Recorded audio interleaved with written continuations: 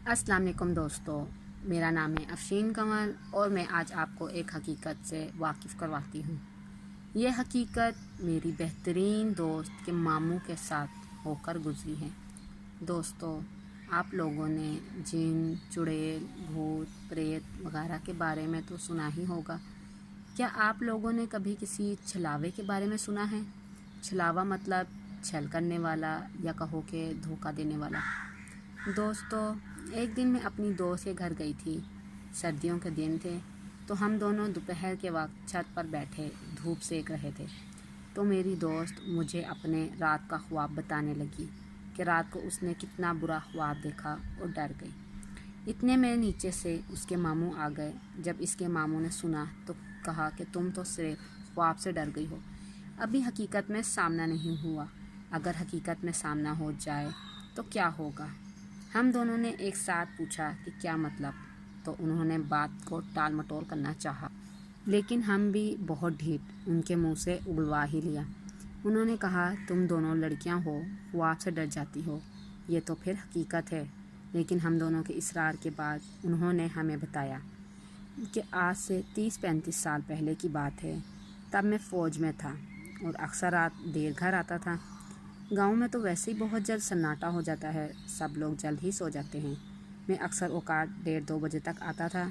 इसी तरह एक दिन मैं घर आ रहा था तो मैंने सोचा क्यों ना आज एक शॉर्टकट लिया जाए ताकि जल्द ही घर पहुंच जाऊं। ये सोचकर जो मैंने रास्ता इख्तियार किया वो रास्ता काफ़ी ख़राब और जंगल के बीच से होकर गुज़रता था।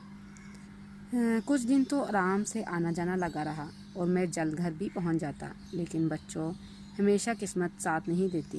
मुसीबत ने आना था सो आ गई। हम दोनों ने दिलचस्पी लेते हुए पूछा, क्या मतलब? तो उन्होंने बताया कि बेटा, एक दिन मैं इसी तरह जंगल के रास्ते साइकिल पर घर आ रहा था तो मैंने एक खूबसूरत सफ़ेद रंग के बकरी का बच्चा देखा जो जंगल के बीच में मैं कर रहा था। तो मैंने सोचा कि शायद ये बकरी का बच्चा भटक गया है और अगर इसी तरह रात भर जंगल में रहा तो कोई जंगली जानवर इसे खा जाएगा। ये सोचकर मैं साइकिल से उतरा, बकरी के बच्चे को गोद में लिया और वापस साइकिल पर बैठकर चलने लगा। अभी थोड़ी दूर ही चला था कि मैंने महसूस किया कि बकरी के बच्चे का वज़न बढ़ गया है। ये सोचकर जब मैंने बकरी के बच्चे की तरफ देखा तो देखकर मेरे औसान ही ख़त्म हो गए। मैं क्या देखता हूँ कि बकरी का बच्चा तो मेरी गोद में है, लेकिन मैंने जिस जगह से उसे उठाया था इसकी चारों टांगें वहीं मौजूद हैं। मैंने जल्दी से बकरी के बच्चे को वहीं पर फेंका और तेज़ तेज़ पैडल मारता हुआ घर की तरफ पहुँचा। घर पहुँचकर देखा तो सारे सो रहे थे। मैं बहुत बुरी तरह से डर गया था और पसीने में शराबूर था। मैंने अपनी वर्दी बदली, पानी पिया और बिस्तर पर लेट गया। सोने की कोशिश कर ही रहा था लेकिन नींद नहीं आ रही थी। जैसे ही आंखें बंद करता तो वही सारा मंज़र आंखों के सामने आ जाता। बस यही सोचकर कितनी देर में बिस्तर पर लोट-पोट होता रहा। इतने में फजर का वक्त हो गया, अज़ान हुई। मैं जल्दी से उठा, वज़ू किया, फजर की नमाज अदा की और शुक्राने के नफल अदा किए कि मैं सही सलामत घर पर था। लेकिन ये यहीं ख़त्म नहीं होता। उस वक्त तो घरों में फ़ोन नहीं होते थे, तो इसलिए मैं डाकखाने जाकर 2 दिन की छुट्टी ले आया और 2 दिन तक घर में गुमसुम बैठा रहा। घर वालों ने ऐसा रवैया देखकर कुछ परेशान से हुए और मुझसे पूछा भी, लेकिन मैंने बात को टाल मटोल कर दी और काम की थकन बताते हुए घर वालों को खामोशी से खामोश करा दिया। 2 दिन की छुट्टी के बाद मैं फिर काम पर चला गया, लेकिन मैंने रास्ता नहीं बदला। कुछ दिन तो ठीक गुजरे, लेकिन फिर अचानक किस्मत ने मेरा साथ छोड़ दिया।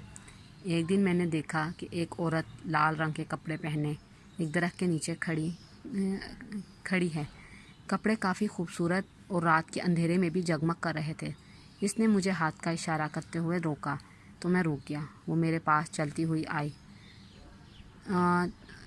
इसके बाल काफ़ी लंबे और खुले थे। इसने एक मुस्कुराती हुई नज़र मुझ पर डाली और कहा, क्या आप मेरी मदद करेंगे? इसकी आवाज़ में इतनी मिठास थी कि मेरे मुंह से बेसाख्ता हाँ निकल गया। इससे पहले कि मैं और कुछ पूछता, इसने खुद ही बताना शुरू किया कि मैं एक शादी पे जा रही थी, चलते हुए थक गई और सस्ताने के लिए बैठी ही थी कि वो लोग मेरे घर वाले आगे निकल गए और मैं पीछे रह गई। اگر آپ میری مدد کریں تو مجھے اپنے ساتھ سائیکل پر بٹھا کر آگے تک چھوڑ دیں۔ میں نے اسے حامی بھر لی۔ اسی طرح کچھ دور جانے کے بعد میں نے محسوس کیا کہ سائیکل کافی حد تک وزنی ہو گئی ہے اور پیڈل مارنے میں بھی کافی مشقت کا سامنا کرنا پڑ رہا ہے۔ میرے سامنے وہی پرانا منظر آ گیا۔ میرا جسم ایک دم ٹھنڈا پڑنے لگا اور میں پسینے میں نہا گیا۔ میں نے ڈرتے ڈرتے پیچھے کی طرف دیکھا تو کیا دیکھتا ہوں کہ وہ عورت تو وہیں بیٹھی ہے، لیکن اس کی دونوں ٹانگیں اسی جگہ پر ہیں جہاں سے وہ بیٹھی تھی۔ یہ دیکھ کر تو میری چیخ ہی میرے گلے میں پھنس گئی۔ میں کرتا تو کیا کرتا، ہمت کر کے میں نے سائیکل کو وہیں چھوڑا اور خود بھاگنے لگا۔ گھر کافی دور تھا، لیکن میں بنا رکے بھاگتا ہوا گھر پہنچا۔ گھر پہنچتے ہی میں نے دروازے کو پیٹنا اور چلانا شروع کیا کہ بچاؤ بچاؤ، جلدی دروازہ کھولو۔ میرا شور سن کر تو میرے گھر والے تو کیا، میرے گاؤں والے بھی گھروں سے باہر آ گئے۔ میرے ابو نے دروازہ کھولا جلدی میں، اور کیا دیکھا، میری آواز سن کر جلدی سے دروازہ کھولا۔ میں اپنے ابو کو دیکھتے ہی دروازے پر بے ہوش ہو گیا۔ میرے ابو کافی ڈر گئے اور وہ سمجھے کہ میرے پیچھے کوئی چور یا ڈاکو ہے، اس کی وجہ سے میں ڈر کر بھاگ رہا ہوں۔ خیر وہ مجھے اندر لے گئے اور ڈاکٹر کو بلایا۔ ڈاکٹر نے مجھے دیکھا اور بتایا کہ میں کسی چیز سے بہت بری طرح سے ڈر گیا ہوں، اس لیے بے ہوش ہو گیا ہے، اور میں رات بھر بے ہوشی کی حالت میں ڈرتا رہا۔ کہیں صبح جا کر میرا بخار کم ہوا تو مجھے ہوش آیا۔